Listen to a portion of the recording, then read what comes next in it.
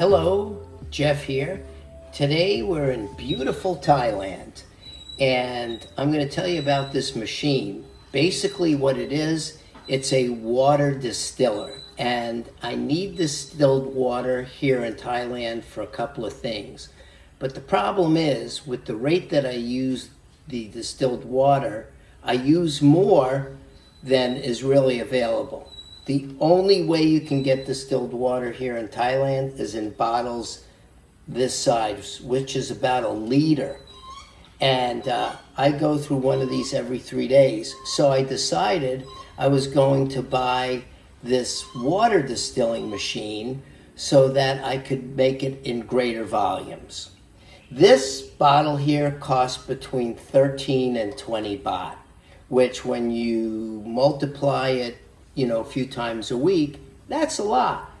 So I'm going to show you how we unbox this water distiller, and then I'm going to show you how to use it. So let's unbox the unit.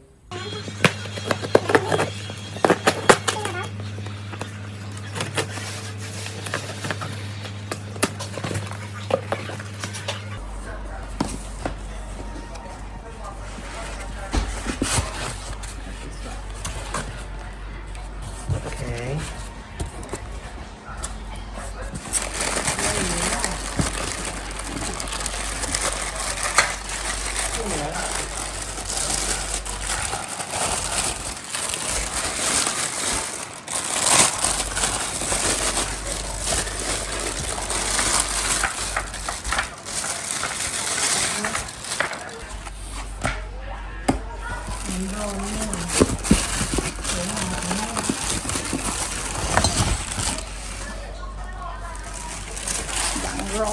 อย่างร้อนเลยอยู่ในรถนี้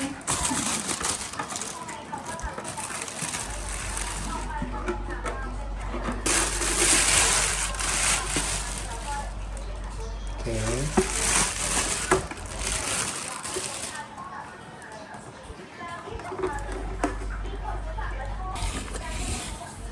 This one.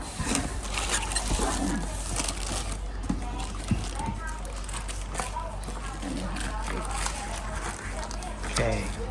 So this is the actual unit. I've already unplugged the top because I want to be able to take it off. Okay, so we'll take the top off of it and just kind of set it aside. Now, here in Thailand, the water out of the tap is kind of brown and has a lot of residual stuff in it. So I don't want to use that water for distilling because it may end up corroding the inside of this tank. So what I decided to do was just buy some water from a store. This is regular drinking water. And what I'm going to do is, these are usually filled up right to the tippy top. Okay. So we will now just pour the water in here. So what you want to do is you're going to fill it up to the actual line. So here's the full line, and you want to bring it up somewhere between these two, but I think this is fine. So now that we have it filled up with water, what we're going to do is put the top back on. Now, this one is rated at 220 to 240 volts. That's for here in Thailand. In the United States, it'll probably say maybe 110 to 120 volts. Now, the one thing you're going to do is it comes with this little piece here. You'll put that inside of here, and you'll put it underneath the spout. And that's so that it channels the water down into this plastic bucket. Okay? So now what we're going to do is we're going to take this plug, just kind of plug it into there, like so. And then what I'm going to do is I'm going to go on the other side of this, and I'm going to turn this button on. Okay? That starts the fan going and everything else. But something I also want to show you before this gets really, really hot is this also shows that it's on, and this is a breaker. So if it sometimes doesn't work, you may have to push this button right here. So now what I'm going to do is put this underneath, and we'll wait for this to heat up, and then I'll show you how it starts pouring water into this receptacle.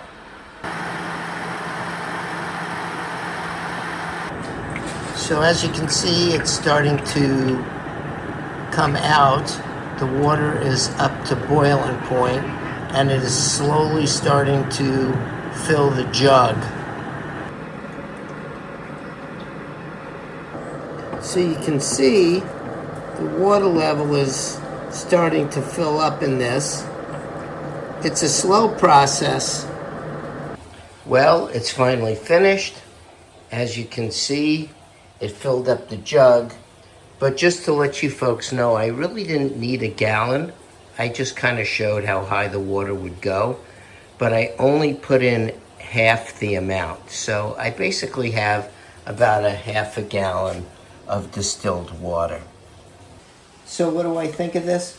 I think it's a good product.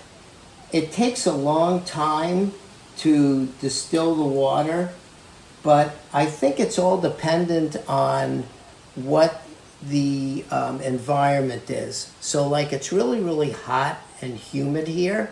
So it takes longer for the water to distill than if you were doing it in an air-conditioned room. If you did it in an air-conditioned room, the condensation would happen faster and you would probably get the water going into the jug quicker. One thing I want to note is before you use it the first time, they say to use citric acid in there. Don't use like an orange or a lime or a lemon for the citric acid, because what it'll do, it'll evaporate, but it's going to leave all this residual on the inside of the canister, and you're going to have to clean it off with like steel wool or something, which you're not supposed to use. So in short, I think it's a good product. It does a good job. The water tasted good. It's got no minerals in it, but I would say you probably can use tap water if you don't have a lot of stuff in your water, like calcium or iron or stuff like that. Otherwise, you may get some residual on the inside of the tank. So until next time, I'm Jeff with AZ Camera Reviews saying, please watch us, please like us, please share us, and definitely hit that button down below and subscribe. Until next time, bye-bye.